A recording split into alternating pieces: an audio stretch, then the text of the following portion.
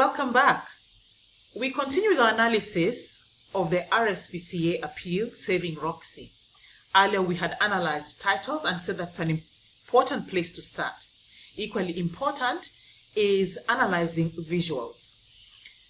Establish where the visual has been placed. Is it immediately under the title or next to the title or maybe somewhere else in the text? As you analyze that, also think of some of the visual strategies that have been used by the writer. What is the camera angle? What's the facial expression or even the posture of the subject in the visual? What's in the background as well? And what is the framing like? Where is the subject in the visual looking? Now, visuals have an interplay with text. So you need to analyze the relationship between the visual and the title. How does the visual enhance the title, for example? Does the visual reinforce the message and so on? And then also look to see whether the visual has a caption and how that caption works together to communicate the writer's message or purpose.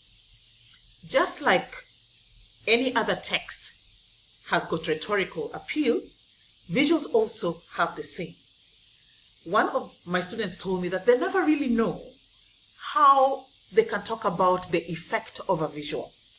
So a place that you could start at is looking at the appeal to logic, emotion, timing, and action.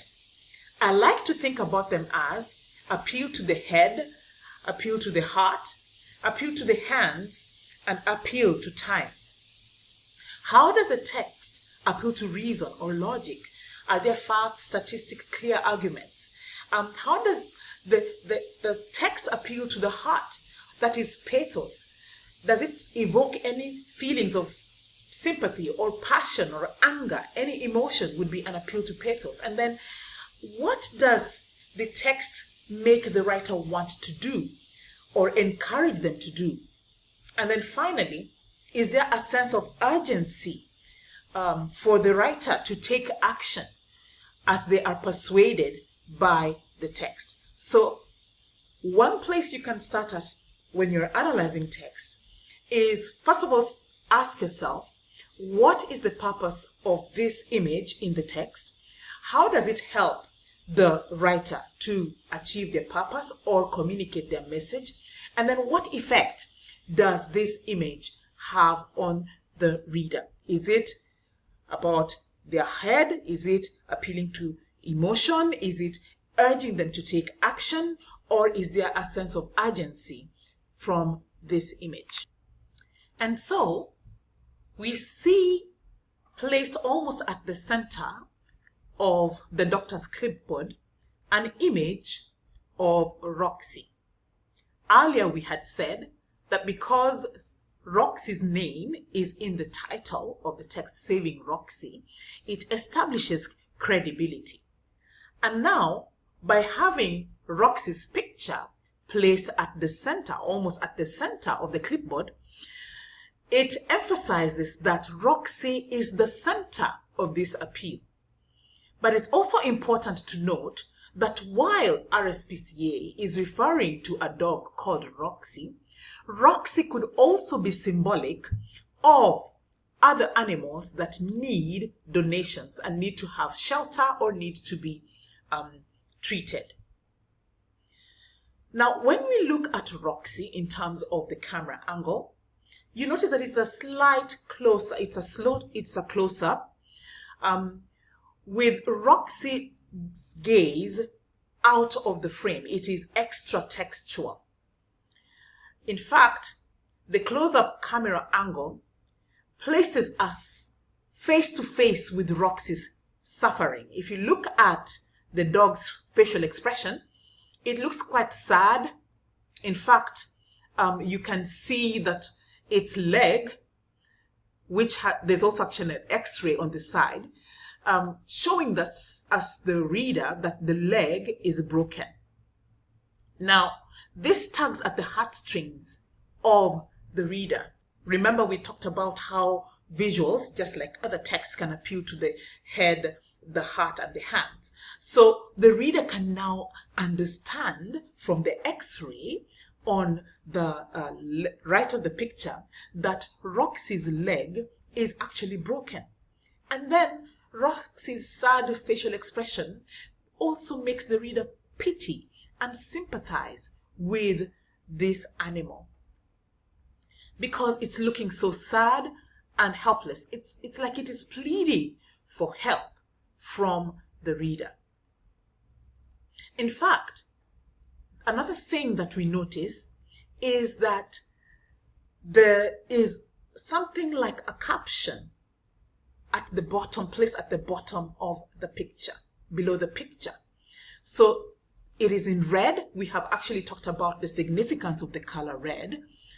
And it says donate now. Donate now is a clickable button. Now, this clickable button, framed in this red typography, signifies the urgency. Now, that's what we're calling about the appeal to kairos, especially with the adverb of time, now. Not tomorrow. Donate now. And then it's a clickable button. Now, it's been strategically placed below that miserable looking picture where Roxy looks desperate for help, so that the reader can immediately, when they are moved emotionally, click on that button and donate.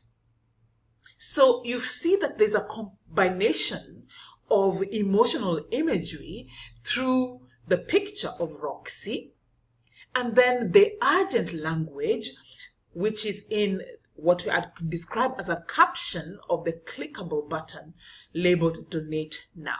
This is very strategic.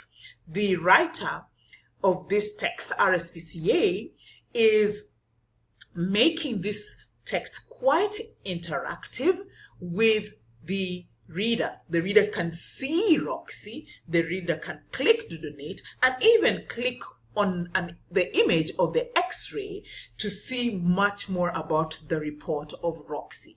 All this serves to convince that Roxy exists, there is an X-ray, there is actually a report.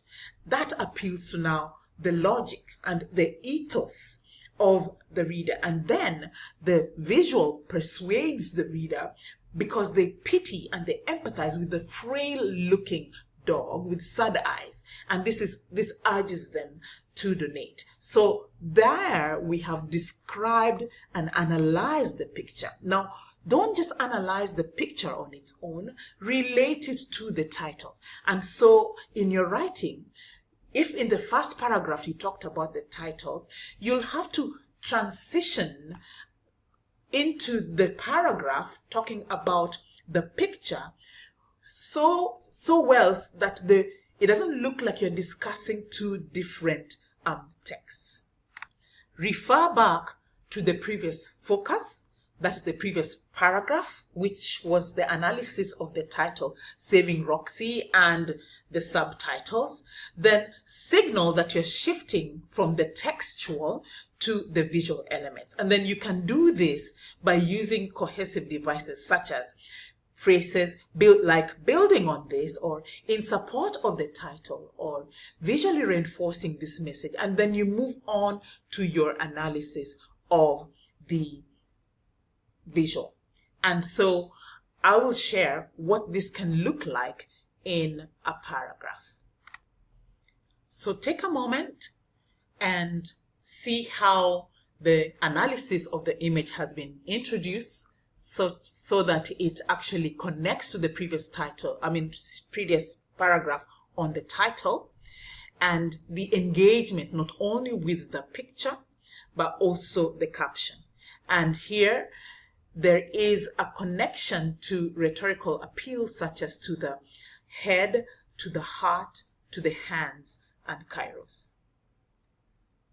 Next, we'll be talking about how you can now analyze the other sections of this appeal, such as the intertextuality or the letter that has been embedded in the appeal. See you next time. Bye-bye.